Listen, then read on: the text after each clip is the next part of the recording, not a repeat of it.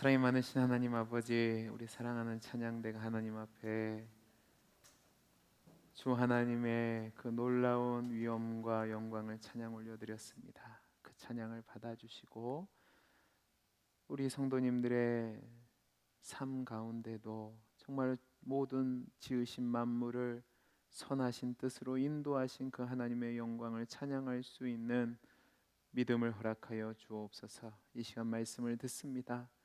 말씀 가운데 함께해 주시고 또 하나님이 알려주실 때에 아멘으로 받을 수 있는 겸손함과 믿음을 허락하여 주옵소서. 함께하여 주시기를 소원하며 사랑 많으신 예수님 이름으로 기도하옵나이다. 아멘. 우리 옆에 있는 분과 인사하겠습니다. 말씀의 은혜 많이 받으세요. 말씀의 은혜 많이 받으세요. 자, 우리는 지난주부터 사무엘상 15장을 살펴보고 있습니다. 이 사무엘상 15장의 내용은 그냥 넘어갈 수 있는 곳이 아니라 하나님이 사무엘을 통해서 사울에게 아말렉을 진멸하라는 명령을 내리시는데 이것은 사울에게 있어서는 아주 중요한 사건이었습니다.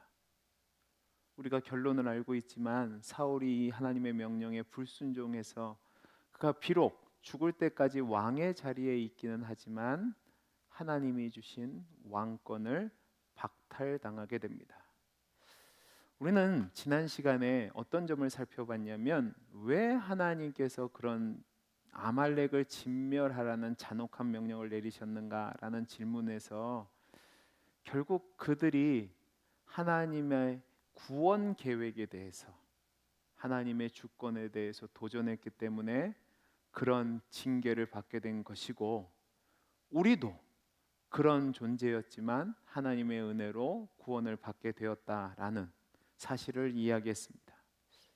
오늘은 이 본문을 가지고 우리가 좀 더 다른 측면을 이야기를 해보려고 합니다. 하나님이 아말렉을 진멸하려고 하게 된 것은 우리가 지난번에 살펴봤지만 출애굽기에서 있었던 사건 때문에 그렇습니다.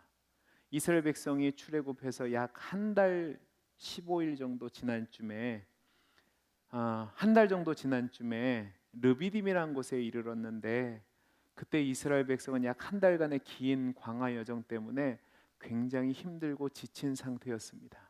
이때 아말렉이 비겁하게 뒷부분을 친 거죠. 그 뒷부분에는 노약자들과 부녀자들이 있었는데 치사하게 공격을 한 겁니다. 이때 모세는 우리가 잘 알고 있는 것처럼 아론과 훌을 데리고 산에 올라가서 두 손을 들고 있고 또 여호수아는 아말렉과 싸워서 승리하게 됩니다. 전적인 하나님의 은혜였죠. 이때 출애굽기 17장 14절과 16절을 보면 하나님이 아말렉을 향해서 아주 무서운 선언을 하십니다. 자, 14절 말씀을 보면 이렇게 되어 있습니다. 여호와께서 모세에게 이르시되 이것을 책에 기록하여 기념하게 하고 여호수아의 귀에 외워 들리라. 내가 아말렉을 없이하여 천하의 기억도 못하게 하리라 라고 얘기합니다. 그리고 17장 16절을 보면 이르되 여호와께서 맹세하시기를 여호와가 아말렉과 더불어 대대로 싸우리라 하셨다 하였더라라고 되어 있습니다. 좀 무섭지 않습니까? 하나님이 뭐라고 얘기하냐면 이 책을 기념하고 네 다음에 지도자가 될 여호수아에게 귀에 외우게 해서 항상 기억하라고 하면서 뭐냐면 하나님이 자신의 이름을 걸고 맹세해서 아말렉을 반드시 지워버리겠다는 겁니다.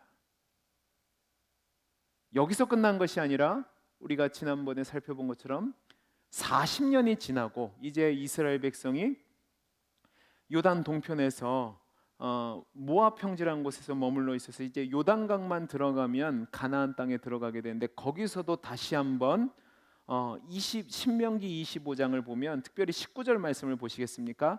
그러므로 내 하나님 여호와께서 내게 기업으로 주어 차지하시는 땅에서 내 하나님 여호와께서 사방에 있는 모든 적군으로부터 내게 안식을 주실 때에 너는 천하에서 아말렉에 대한 기억을 지워버리라. 너는 잊지 말지니라 라고 되어 있습니다. 40년이나 지난 사건을 다시 한번 언급하면서 절대로 아말렉이 한 일을 잊지 말고 네가 가나안 땅에 들어가서 정복하고 평안하게 되면 반드시 그 아말렉을 진멸하라는 겁니다. 출애굽기 17장 말씀을 보면 역사에서 지워버리라는 거죠. 여러분, 이미 40년 전 일이에요. 그리고 그때 전쟁에서 이겼어요. 근데 그 40년이 지난 시점에 반드시 기억하라고 얘기합니다. 그리고 나서 400년이 지났습니다. 다시 한번 사울에게 사무엘을 통해서 아말렉을 진멸하랍니다. 여러분은 지난번에도 들었지만 어떤 감정이 드십니까? 전라도 사투리로 징글징글 맞다는 말이 있습니다. 진짜 징글징글하지 않습니까? 너무 집요하지 않나요? 그냥 지나갈 만도 한데 400년이 지났단 말입니다. 그리고 가나안 땅에 들어서 이제 정착해서 한 왕국을 이뤘을 정도면 그냥 넘어갈 만도 한데 하나님은 이스라엘 백성에게 진멸하랍니다. 그런데 그 진멸의 대상이 누구냐면 아무 죄도 없고 아무것도 모르는 것처럼 보이는 약한 어린아이와 젖먹이와 여자들과 그리고 가축들 하나도 남김없이 진멸하랍니다. 너무하잖아요. 여러분은 이 부분을 어떻게 해석하시겠습니까? 오늘 이 이야기를 좀 해보려고 하는 겁니다. 어떤 사람들은 그래서 이 부분을 해석할 때 이렇게 얘기합니다. 이 사람들은 하나님의 주권에 대해서, 특별히 절대 주권에 대해서 인정합니다. 그래서 하나님의 역사의 주권자로서 이 세상을 당신의 뜻대로 다스리는 가운데 이 백성을 치든지 저 백성을 치든지 그것은 하나님이 원하시는 뜻대로 행하시는 거니까 문제가 되지 않는다고 얘기합니다. 단입니다. 그 일을 행함에 있어서는 초자연적인 방법을 사용하시면 되는데 왜 굳이 이스라엘 백성을 들어서 이런 잔혹한 방법을 사용하시느냐 하고 질문을 던집니다. 이 사람들이 하는 말은 이렇습니다. 지금까지 인류 역사를 보면 어떤 민족이 이 땅에 거주했다가 자취도 없이 사라진 많은 민족들이 있었습니다. 그런 사람들은 자연스럽게 다른 민족에게 흡수를 당하든지 또 어떤 이유든지 결국 민족으로서는 없어지게 되었는데 하나님께서도 이렇게 자연스러운 방법을 써야 했다는 겁니다. 그렇게 하면 사람들이 왜 하나님이 이렇게 하시느냐, 불평하는 사람도 없을 거고 대부분 그것이 역사의 숙명이니까 또는 역사의 과정이니까 라고 이야기하면서 받아들일 건데 왜 이렇게 했냐는 거예요. 그 사람들은 이렇게 얘기합니다. 성경에도 나와 있지 않냐, 천사를 들어서 그 민족을 없애게 하신다거나 아니면 자연재해나 천재지변이나 아니면 전염병 같은 것을 통해서라도 한 방에 끝날 수 있는 거 아니냐. 굳이 이스라엘 백성을 불러내어서 너희들이 가서 저 민족을 진멸하라고 명령하는 것은 이것은 맞지 않는다라는 거죠. 여러분, 이 말이 맞다고 생각하십니까? 아니라고 생각하십니까? 설교를 좀 더 들어보시기 바랍니다. 자, 이것을 다른 각도로 해석하면 여러분, 이게 쉽게 대답할 문제가 아니라고 생각하실 수 있을 겁니다. 자, 이런 거죠. 하나님이 어떤 민족을 특별히 선택하셔서 특별한 계시를 주시고 그 계시를 통해서 우리는 이 일을 할 수밖에 없다고 하면서 다른 집단이나 개인을 침범해서 칼날로 치고 사람들을 죽이고 모든 것을 빼앗는 것이 정당화될 수 있는가라는 질문을 하는 겁니다. 여러분은 뭐라고 대답하시겠습니까? 이 사람들은 안 된다는 겁니다. 이 사람들은 뭐라고 얘기하냐면 사람이 다른 사람을 치는 것은 옳지 않다고 말합니다. 왜 굳이 하나님께서 징벌하시는데 다른 방법도 많은데 왜 그 방법을 놔두고 어떤 백성을 들어서 다른 백성의 위해를 점하며 그 사람들을 치는 자가 되는가, 심판자가 되는가? 이것은 부당하다는 거죠. 여러분, 지금 러시아와 우크라이나가 전쟁을 벌이고 있습니다. 그런데 우크라이나를 침략한 푸틴이라는 사람이 자주 입에서 언급하는 것이 무엇이냐면 하나님입니다. 하나님을 언급하기도 하고 뭐라고 얘기하면 자기들은 우크라이나에 있는 어려운 사람들을 해방시키기 위해서 전쟁을 한답니다. 여러분 어디서 많이 들어본 얘기 아닙니까? 이전에 서구 열강들이 다른 미개발국들이나 약소국들을 침략하면서 했던 얘기 아닙니까? 우리는 하나님의 뜻에 따라 하나님의 복음을 증거하기 위해서 너희들에게 온 것이라고 하면서 온갖 수탈과 약탈을 일삼았던 거 우리 잘 알잖아요. 스페인이 그랬고 포르투갈이 그랬고 영국이 그랬고 프랑스가 그랬고 이런 나라들이 어떻게 했습니까? 아프리카, 남아메리카, 아시아의 약한 나라들을 침략하고 그들을 다스리면서 얼마나 많은 악한 일들을 행했습니까? 우리도 일제에게 침략을 당했잖아요. 35년 동안 식민지를 당하면서 이 제국주의의 폐해가 얼마나 위험하고 나쁜지를 몸으로 경험했던 민족입니다. 그러니까 우리 같은 사람들 입장에서는 방금 이야기했던 사람들의 논리가 맞다고 생각하는 겁니다. 그리고 그런 논리 속에서 지금 많은 나라들이 시행하고 있는 법률주가 하나가 바로 사형제를 폐지하는 겁니다. 여러분 사형제 폐지에 대한 정식 명칭은 제가 조사를 해봤는데요, 좀 깁니다. 사형 폐지를 목적으로 하는 시민적 및 정치적 권리에 관한 국제적 규약 제2차 성택 의정서입니다. 길죠. 이것은 1989년도 12월 유엔 총회에서 채택이 됐고 1991년도 7월에 발효가 되었습니다. 여러분 이것을 채택하게 된 근거는 국제인권규약 제6조에 해당되는 건데 그 내용이 뭐냐면 생명에 대한 권리가 규정되어 있습니다. 그래서 그 생명의 권리에 대한 규약에 따라서 사형제는 폐지해야 마땅하다고 이야기하고 이 의정서 1조에서 사형 폐지를 규정한 겁니다. 우리나라를 보면 우리나라는 법정 최고형인 사형이 어디에 기록되어 있냐면 형법 제41조에 포함되고 있습니다. 그런데 우리나라도 1997년도 12월 30일 김영삼 전 대통령이 23명에 대한 사형을 집행하고 난 뒤에는 지금까지 25년 동안 사형을 집행하지 않고 있습니다. 그래서 법으로는 사형 제도가 있지만 실질적인 사형 폐지 국가로 분류되고 있습니다. 그래서 현재 지금 감옥에 약 70명 정도의 사형 미결수들이 생존하고 있습니다. 이들의 얘기는 이런 겁니다. 한 나라가 안녕과 질서를 유지하고 살아가기 위해서는 반드시 많은 사람들, 아니 그 땅에 살아가는 모든 사람들이 연대 책임을 지고 살아가야 된다는 겁니다. 그런데 어떤 악한 사람들이 그 책임을 등한시하고 오히려 사회를 파괴하고 손해는 끼치는 일이 일어났을 때에 또 다른 사람들에게 위협을 주고 손해를 일으켰을 때에는 사회에 해독을 끼치는 것을 제거하기 위해서 그 사람들을 감금하는, 자유를 구속하는 자유형을 가합니다.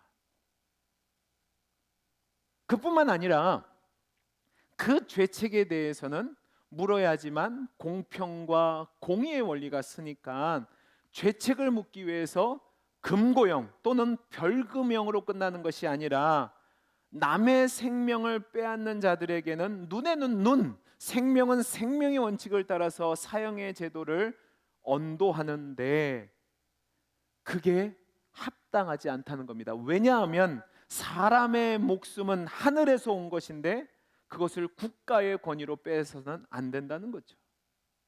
그래서 이 사람들이 주장한 것은 뭐냐면 사회에서 위험이 되는 것만 제거하고 그들의 자유를 제한하는 형벌만 주면 그 사람의 죄책에 대해서 어느 부분 보상이 되는 것이니까 그것으로 끝내고 생명은 하늘에서 오는 거니까 하늘에 자연스럽게 맡기는 것이 옳다라고 주장하는 겁니다. 한 사람과 다른 사람이 같은 위치인데 국가라는 집단이 어떤 힘을 갖고 다른 사람의 생명을 빼앗는다, 그것은 인권적인 입장에서 있을 수 없다는 겁니다. 아무리 많은 해악을 끼치고 많은 사람을 죽이고 나쁜 일을 했다고 해도 질서를 유지한다는 미명으로 그 사람을 죽이면 안 된다는 겁니다. 이것이 바로 아까 제가 처음에 얘기했던 것과 같은 맥락에서 나온 겁니다. 모든 사람들이 똑같은 사람들인데 다른 사람의 목숨을 가지고 왈가왈부할 권위가 없다는 거죠. 그러니까 이 사람들 입장에서 본다면 이스라엘 백성이 뭐라고? 여호와 하나님의 특별한 심판자로 나서서 남의 민족의 목숨을 무참히 뺏고 무자비하게 약탈한 것은 잘못된 거라는 겁니다. 하나님이 과연 그 일을 하려고 하셨다면 앞에서도 말씀드린 것처럼 천사를 사용하든지 공기를 사용하든지 바이러스를 사용하든지 천재지변을 사용해서 없애면 되는데 왜 굳이 이런 우리가 이해할 수 없는 일을 하냐고. 이거는 지금 우리의 시점에서는 잘못된 것이라고 이야기를 해야 된다는 거죠. 그들의 주장이 이렇습니다. 여러분은 어떻게 생각하십니까? 물론 지금의 관점에서 본다면, 인권의 차원에서 또 인본주의적 관점에서 본다면 이들의 주장이 맞는 부분이 상당수 있습니다. 그런데 그것이 과연 맞는 걸까요? 오늘 그 부분을 이야기하려고 합니다. 여러분은 하나님의 주권에 대해서, 특별히 절대 주권에 대해서 어떻게 생각하고 계십니까? 만약에 하나님이 절대 주권을 가진 자로서 이 사람들이 이야기하는 것처럼 자연의 힘으로 또 천사의 힘으로 아니면 눈에 보이지 않는 하나님의 손길로 여러 가지 방법을 통해서 아말렉을 치셨다면 사람들은 하나님을 알지도 못하고 믿지도 못하니까 무자비한 하나님이 그런 무자비한 일을 행하셨다라고 얘기하지도 않을 것이고 그냥 자연의 섭리로 받아들일 것이니까 하나님의 뜻이 이루어지면 좋은 거 아닌가라고 이해할 수 있는데 그것은 착각입니다. 오해라는 말입니다. 왜 오해고 착각이냐? 성경을 통해서 살펴보도록 하겠습니다. 우리 욥기서 9장 12절입니다. 욥기서 9장 12절 같이 읽겠습니다. 시작. 하나님이 빼앗으시면 누가 막을 수 있으며 무엇을 하시나이까 하고 누가 물을 수 있으랴. 있으랴. 여러분 이 말씀을 보면 하나님이 무엇을 하시든지 주든지 뺐든지 감히 물을 자가 없다라고 얘기합니다. 절대 주권을 가졌다는 거죠. 그 다음에 이사야서 14장을 가보시기 바랍니다. 24절에서 27절 말씀인데 저와 여러분들이 한 절씩 교독하시오. 만군의 여호와께서 맹세하여 이르시되 내가 생각한 것이 반드시 되며 내가 경영한 것을 반드시 이루리라.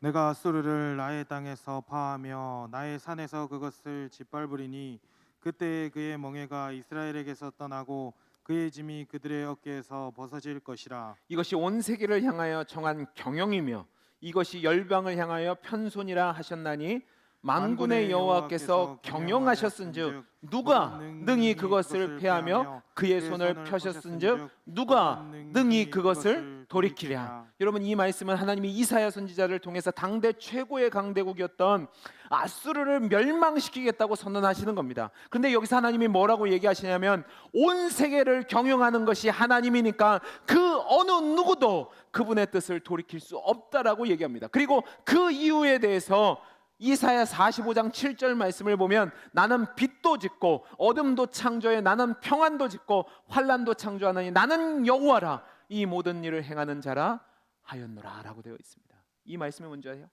하나님이 천지의 창조주 온 우주 만물의 주인이시니까 평안도 주실 수 있고 환난도 주실 수 있는데 그 모든 것은 하나님의 권한이라는 겁니다. 절대 주권을 가지신 하나님 거라는 거죠. 여러분 우리가 이 사실을 믿어야지만 하나님에 대한 올바른 인식을 할 수 있고 올바른 믿음을 가질 수 있는 겁니다. 지금 많은 사람들이 자꾸 우리의 생각과 틀을 가지고 하나님을 재단해서 이해하려고 합니다. 그것은 믿음이 아니에요. 바른 믿음은 하나님이 말씀하신 것처럼 하나님이 이야기하시는 것처럼 믿고 따르는 겁니다. 성경은 계속해서 뭐라고 얘기하냐면 하나님의 절대 주권을 이야기합니다. 하나님의 절대 주권을 마치 민주주의처럼 인본주의처럼 생각해서 하나님의 어떤 피조물에게 권리를 위임하시고 그 맡기신 권리에 따라서 인간의 운영을 하니까 하나님은 절대 관여할 수 없다? 그것은 잘못된 생각이란 말입니다. 하나님의 절대 주권은 그 어느 누구에게도 양위되는 법이 없습니다. 하나님이 늘 절대 주권을 갖고 계시고 이 주권을 모든 사람들과 모든 피조물 위에 하나님의 영광과 권위를 위해서 행사하고 계시는 거죠. 그러니까 그 어느 누구도 감히 항의할 수도 없고 항의를 해서도 안 되는 겁니다. 내 생각과 내 뜻에 맞지 않는다고 할지라도 항의한다면 그것은 어리석은 일이 되는 거죠. 왜 그런 줄 아세요?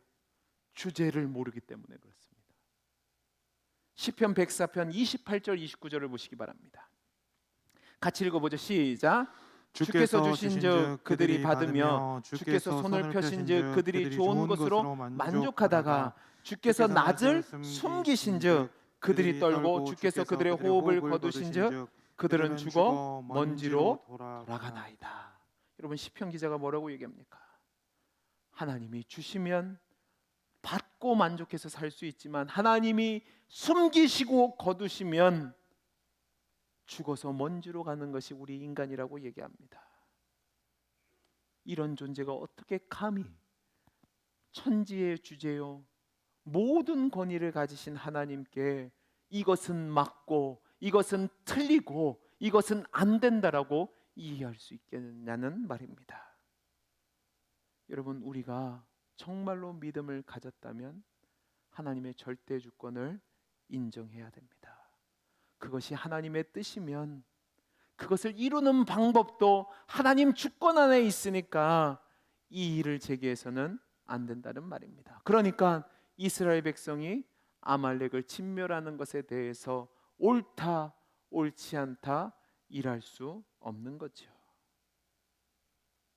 어떤 사람을 들어서 다른 사람을 치고 어떤 민족을 들어서 다른 민족을 치는 것은 하나님의 계획과 뜻에 따라서 움직이는 것이고 그것에 대해서 우리는 의식하든지 의식하지 못하든지 쓰임을 받을 수밖에 없는 겁니다. 예를 들어 볼까요? 하박국을 가보시기 바랍니다. 하박국서 2장 2절에서 4절입니다. 우리 같이 읽어보죠. 시작. 여호와께서 내게 대답하여 이르시되 너는 이 묵시를 기록하여 판에 명백히 새기되 달려가면서도 읽을 수 있게 하라. 이 묵시는 정한 때가 있나니 그 종말이 속히 이르겠고 결코 거짓되지 아니하리라. 비록 더딜지라도 기다리라. 지체되지 않고 반드시 응하리라. 보라, 그의 마음은 교만하며 그 속에 정직하지 못하나 의인은 그의 믿음으로 말미암아 살리라. 아멘. 여러분, 이 말씀은 이렇습니다. 하박국 선지자가 이스라엘 백성의 꼴을 보니까 이거 말도 안 되는 거예요. 그래서 하나님을 향해서 기도하는데 이렇게 합니다. 하나님 공의의 하나님이시라면서요. 왜 그런데 이 불의와 죄악으로 가득 차 있는 이스라엘 백성을 그냥 가만히 놔두십니까? 하나님 이거 말도 안 되잖아요 라고 하나님 앞에 불평합니다. 하나님이 그 하박국의 질문에 대해서 이렇게 얘기합니다. 그래, 내가 공의를 행해서 이스라엘 백성 가만히 안 놔둘 거야. 그 죄악을 심판할 건데 바벨론을 들어서 심판할 거야 라고 얘기합니다. 이 얘기를 듣는 순간 하박국이 이제 난리가 난 겁니다. 하나님, 이건 더 말이 안 되는데요. 아무리 이스라엘 백성이 죄악 가운데 있어도 저 바벨론보다는 나은데 더 악한 바벨론을 들어서 이스라엘 친다니, 이거는 있을 수 없는 거예요. 맞지 않는 거예요. 하나님 앞에 따지는 겁니다. 그 하박국의 불평 가득한 항의에 대해서 지금 방금 우리가 읽은 말씀에서 하나님이 대답하는 겁니다. 한마디로 줄이면 뭔지 아세요? 내 맘대로 할 거예요. 내가 천지의 주관자니까 바벨론을 막대기로 들어서 이스라엘을 칠 수 있다는 겁니다. 약육강식으로 강자인 바벨론이 일어나 약한 이스라엘을 먹은 것이 아니라 하나님이 사용하니까 이스라엘이 바벨론에게 멸망을 당하게 된다는 거죠. 그 누구도 토를 달할 수 없다는 겁니다. 그 다음 말을 여러분 우리가 주목해야 됩니다. 오직 의인은 믿음으로 말미암아 살리라. 오늘 우리가 읽은 이 사무엘상 15장의 말씀도 이스라엘 백성이 아무리 하나님이 택한 선민이라 할지라도 어떻게 하나님이 내게 명령하셨다고 얘기하면서 아말렉을 무참하게 진멸할 수 있느냐, 그것이 정당하느냐라는 질문에 대해서 대답은 하나님이 그렇게 계획하셨으면, 그 하나님이 명령하셨기에 그것이 가능하다입니다. 하나님이 명령하시면 우리는 순종해야 합니다. 하나님의 거룩한 뜻을 이루어 가시기 위해서 우리에게 명령하셨다면, 내 생각과 맞지 않는다 할지라도, 내 뜻과 맞지 않는다 할지라도 주권자 되신 하나님의 뜻이니까 순종하며 가야겠다고요. 하나님이 아말렉을 진멸하겠다고 한 이유가 제가 말씀드렸죠. 하나님이 거룩하신 계획, 이스라엘 백성을 제사장 나라로 삼으시고 하나님의 영광을 나타나는 민족으로 삼으려는데 그 구원 계획을 방해했다니까요. 그러니까 하나님이 그들을 진멸하시겠다고 한 거예요. 그 진멸하시는 도구로 이스라엘에 들어 쓴 것은 이스라엘 백성이 하나님의 손길에 붙잡힌 도구가 됐으니까 거절할 수 없는 거예요. 근데 사울은 이 문제의 중요성을 제대로 인식하지 못하고 자신의 뜻과 판단대로 하나님의 명령을 거절해서 결국 그 죄 때문에 버림을 받게 되는 겁니다. 여러분, 이것을 우리에게 적용해 보겠습니다. 지금 우리 사회를 보면 아주 심각한 죄된 현상이 나타나는데, 그것이 무엇이냐면 이 개인의 권리가 하늘에서 왔다는 미명하에 하나님이 정해놓으신 질서와 명령을 어기고 인간의 뜻에 맞게 법령을 바꾸고 조절하려고 하는 겁니다. 가장 대표적인 예가 무엇이냐면 낙태 허용, 간통 허용, 동성애 합법화, 사형제 폐지입니다. 여러분들은 어떻게 생각하십니까? 하나님이 말씀하셨다고 해도 그것은 과거의 것이고 지금 이 시대는 많이 지났고 인간 스스로 생각할 권위가 있고 자유가 있으니까 이것들은 마음대로 해도 된다고요? 절대로 아닙니다. 비록 우리 생각에 그 명령이 시대에 뒤떨어진 것처럼 보인다 할지라도, 지금 보면 인권과 대치되는 명령이라 할지라도 하나님의 말씀이면 우리는 순종해야 합니다. 그런데 안타깝게도 많은 그리스도인이라 하는 사람들 중에서도 이런 시대적 흐름에 따라서 굳이 그것을 지켜야 되냐 이야기하는 분들도 있고, 나만 잘 되면 된다라고 이야기하는 사람들도 있고, 심지어 목사인데도 동성애 축제에 가서 축도를 하는 정신 나간 짓을 하고 있단 말입니다. 여러분, 이것은 잘못된 생각입니다. 우리는 우리 입맛에 맞는 신을 만들어서 섬기는 것이 아니라 온 우주의 창조주 되시고 유일하신 지존자 되신 하나님의 은혜로 하나님을 믿는 사람들입니다. 아멘이십니까? 그 하나님은 어제나 오늘이나 영원토록 변함없으신 하나님이고, 조금이라도 후회와 부족함이 없는 전능하시고 전지하신 하나님이고, 항상 모든 것을 선하게 이끌어 가시는 하나님입니다. 그 하나님이 온 천하와 만민의 유일하신 권위자 되신 하나님이 명령하셨다면 우리는 순종해야죠. 오직 의인은 믿음으로 말미암아 살리라가 이 말씀인 겁니다. 동성애를 반대하고 낙태죄를 금하고 간통죄를 금하고 사형제를 세우신 것이 하나님이 주신 명령이라면, 그리고 그것에 대해서 우리가 제대로 이해할 수 없는 것도 사실이지만 분명한 것은 하나님이 주신 이 명령을 무시하면 사회 질서는 무너지게 되어 있습니다. 이 사회의 주인은 인간이 아니라 하나님이십니다. 인간의 자유나 이성을 중요시하면서 내가 내린 결단으로 이 세상을 만들어 보겠다고요? 착각하지 마십시오. 우리가 하나님을 믿는다면 그 하나님이 온 우주 만물의 주관자가 되시고 절대 권위를 가지신 절대 주권자라는 것을 믿으면 우리는 믿음으로 받아들이고 순종해야 됩니다. 우리의 좁은 소견으로 비판하고 판단해서는 안 된 거죠. 한 가지만 더 얘기해 볼까요? 얼마 전에 한 영상을 봤는데 이런 제목의 영상이었습니다. 이순신 장군은 천국에 갔을까요? 지옥에 갔을까요? 이 제목을 건대는 이유가 있습니다.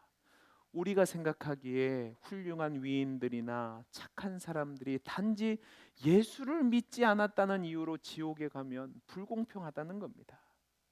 근데 여러분, 이 문제도 하나님 주권의 입장에서 생각해야 됩니다. 자, 잘 보세요. 하나님이 사람들을 구원하시는 근거가 무엇입니까? 내가 하나님을 믿어서 구원했나요? 아니에요. 착각하지 마세요. 하나님이 우리를 구원하시는 근거는 우리가 믿어서도 안 되고 착하서도 아니고 선해서도 아니고 의로워서도 아니고 위대해서도 아니고 용맹해서도 아니고 능력이 있어서도 아니고 전적인 하나님의 은혜입니다. 여러분 중에서 착해서 구원받는다면 안 계셔야 될 분들이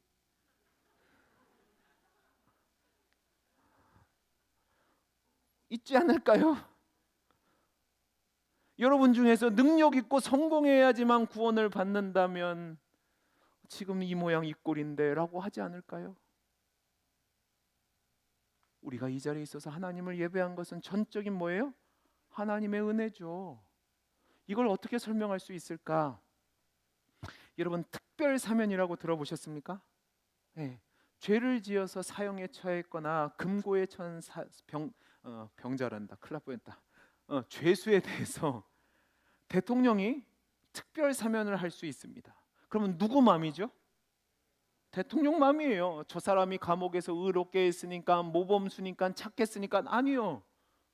우리가 보이기에 절대로 못 나와야 되는 사람들도 대통령이 원하면 되는 거예요. 예를 들어 보겠습니다. 여러분, 그냥 예입니다. 우리 모두가 지금 감옥에 수용된 죄수들입니다. 근데 그 죄수들 중에서 제가 제일 악질입니다. 제가 제일 악질이에요. 근데 어느 날 대통령이 사면을 했는데 저만 사면시켰다고 해보십시오. 여러분 어떨 것 같으세요? 물론 기분은 나쁘죠. 근데 여러분이 대통령한테서 항의할 수 있습니까? 없습니까? 없어요. 왜죠? 우리 모두 그 죄값에 대한 죄에 대한 값을 치르고 있는 죄인이에요. 그런 상황에서 단지 대통령이 특별히 은혜를 준 거기 때문에 그거는 우리 소관이 아니라 대통령 소관이란 말이에요. 우리가 원래 죄인이었다고요. 죽을 수밖에 없는 죄인이었다. 우리 모두가 다 마찬가지예요. 그런데 우리가 구원을 얻었어요. 그거는 우리가 특별해서가 아니라 하나님 은혜로 된 거예요. 그러면 그 주권을 인정하고 왜 하나님이 이 사람들은 안 하냐라고 따질 것이 아니라 나 같은 사람을 구원해 주신 은혜에 대해서 어떻게 해야 돼요? 감사하는 거죠. 우리 지난번에 아말렉과 연결해서 살펴봤잖아요. 우리도 똑같은 아말렉과 같은 족속이지만 하나님의 은혜로 구원받았단 말이에요. 그러면 순종해야죠. 이걸 좀 더 실제적으로 예배해 볼까요? 여러분, 하나님의 선하심을 믿으십니까? 믿으세요? 그럼 하나님의 주권은 믿으세요? 그럼 하나님이 여러분에게 말씀하신 것 여러분은 어떻게 하고 계십니까? 원수를 사랑하래요. 하실 수 있으세요? 글쎄요. 내 이웃을 나보다 낮게 여기래요. 하실 수 있으시겠어요? 저 왼수 같은 거를. 오리를 가져하면 어떻게 해요? 심리를 가져요. 오른밤을 돌려대면요? 때리면요? 왼밤도 돌려대래요. 여러분은 어떻게 하시겠습니까? 오른밤 맞으면 어떻게 하시죠? 해야지 속편하지 않으세요? 아니에요. 하나님이 선하심을 믿는다면 내 생각과 내 상황과 내 뜻에 맞지 않는다 할지라도 그 하나님의 말씀대로 살아가는 겁니다. 내 상황이 힘들어요, 어려워요, 한숨 나와요, 감사할 수 없어요. 근데 성경은 뭐라고요? 항상 기뻐하라, 쉬지 말고 기도하라, 범사에 감사하라. 이는 그리스도 예수 안에서 너희를 향하신 하나님의 뜻이니라. 힘내셔야죠. 여러분, 우리는 오늘 말씀을 통해서 천지의 주제가 되시고 절대 주권자 되신 하나님에 대해서 배웠습니다. 그 하나님을 믿으십니까? 그러면 우리의 마땅한 반응은 내 생각과 내 뜻에 맞지 않는다 할지라도 오직 의인은 믿음으로 말미암아 살리라입니다. 믿음으로 말씀에 순종하고 그 믿음대로 살아가는 것, 그게 하나님의 주권을, 권위를 인정하는 자의 모습입니다. 저는 우리 모든 성도님들이 이 오직 의인은 믿음으로 말미암아 산다는 말씀에 순종하는, 하나님의 권위를 인정하고 하나님 뜻대로 살아가는 복된 성도들이 되기를 간절히 소원합니다. 기도하겠습니다. 사랑이 많으신 하나님 아버지, 내 생각과 내 뜻에 맞지 않는다 할지라도 믿음으로 하나님의 말씀에 순종하는, 하나님의 권위를 인정하고 따라가는 믿음의 사람이 되게 해 주옵소서. 은혜 주심을 감사하며 사랑 많으신 예수님 이름으로 기도하옵나이다. 아멘. 우리 찬송가